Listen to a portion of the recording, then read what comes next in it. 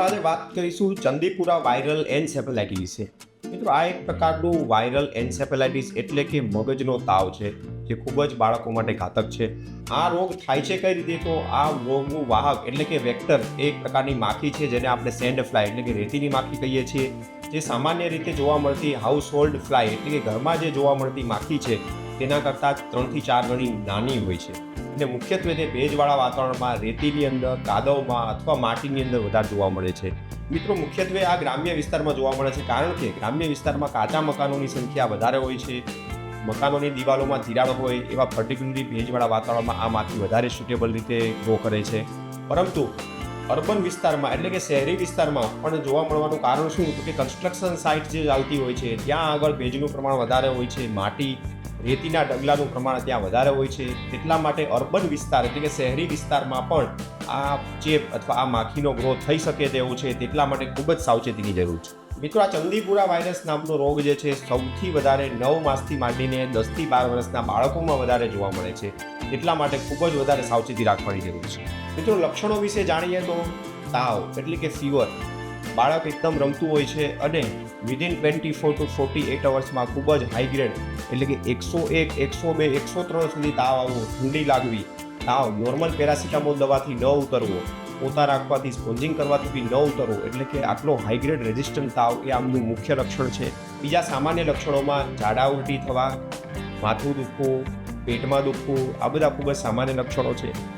મિત્રો ગંભીર લક્ષણો વિશે વાત કરીએ તો 2 દિવસ કરતાં વધારે તાવ રહેવા પછી બાળકને તરત જ ખેંચ આવી શકે છે, જેમાં બંને હાથ બંને પગ કડક થઈ જાય, ખેંચ લાંબો સમય સુધી ચાલે, બાળક અર્ધપાન અવસ્થામાં અથવા તો બેભાન અવસ્થામાં પહોંચી જાય.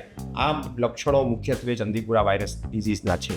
વધારે ગંભીર લક્ષણોમાં બંને હાથ બંને પગનું પેરાલાઇસિસ બી થઈ શકે છે.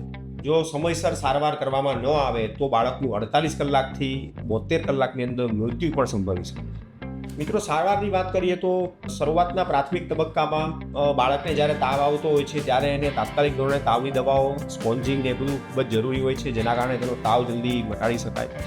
અને 2 દિવસ કરતાં વધારે તાવ, હાઈગ્રેડ ફીવર 101, 102 કરતાં વધારે તાવ રહે તો તાત્કાલિક પીડિયાટ્રિશિયન એટલે કે બાળરોગ નિષ્ણાતનો સંપર્ક કરવો જોઈએ.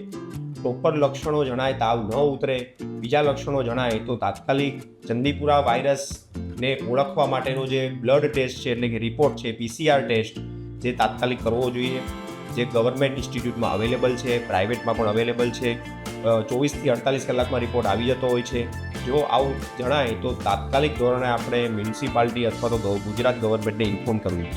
મોટાભાગના કેસમાં આ રોગના લક્ષણો સામાન્ય રહેતા હોય છે, જેમાં 2 થી 3 દિવસ તાવ આવવો, ખૂબ જ નબળાઈ, થાક લાગવો, જેની સારવારમાં વધારે પડતું પાણી પીવું, આરામ કરવો અને નાની મોટી દવાઓથી સારું થઈ જ જતું હોય છે. વધારે ગંભીર લક્ષણો જણાય તો બાળકનું પીડિયાટ્રિક આઈસીયુમાં ટ્રીટમેન્ટ કરવી ખૂબ જ જરૂરી બની જાય છે. મિત્રો આ વાયરસથી આપણા બાળકને કઈ રીતે બચાવી શકાય? તો આપણે આપણા ઘરની અંદરની તેમજ બહારની દિવાલોમાં ક્યાંય પણ નાની તિરાડ દેખાય તો તેને તાત્કાલિક ધોરણે પૂરી દેવી જોઈએ. ઘરની અંદરના બધા જ ભાગોમાં શક્ય હોય ત્યાં સુધી સૂર્યપ્રકાશ પહોંચે તે રીતે આપણે દિવસના સમયમાં બારીઓ ખુલ્લી રાખવી જોઈએ. અને 14 થી 15 વર્ષ સુધીના બાળકોને મચ્છરદાનીમાં સૂવાનો આગ્રહ રાખવો જોઈએ. બીજું, બાળકોને શક્ય હોય ત્યાં સુધી આખી બાઈના કપડાં પહેરાવવા જોઈએ. ખુલ્લા અને અડધા કપડાં પહેરાવીને બાળકને બહાર, ઘરની આંગણમાં, બહાર ગાર્ડનમાં, ધૂળમાં રમવા દેવું જોઈએ નહીં, જેનાથી આપણે આ માખીનું બાઇટ અટકાવી શકીએ છીએ.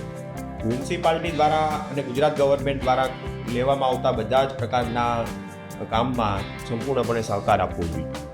મિત્રો છેલ્લે એટલું જ કહીશ કે આમાં આ વાયરસના રોગથી વધારે પડતું પેરેન્ટ્સને ગભરાવાની જરૂર નથી. ખૂબ જ રેર છે, ખૂબ જ ઓછા પ્રમાણમાં થતો રોગ છે. ગભરાવાની જરૂર નથી, સાથે સાથે સાવચેતી રાખવાની પણ જરૂર છે. Thank you.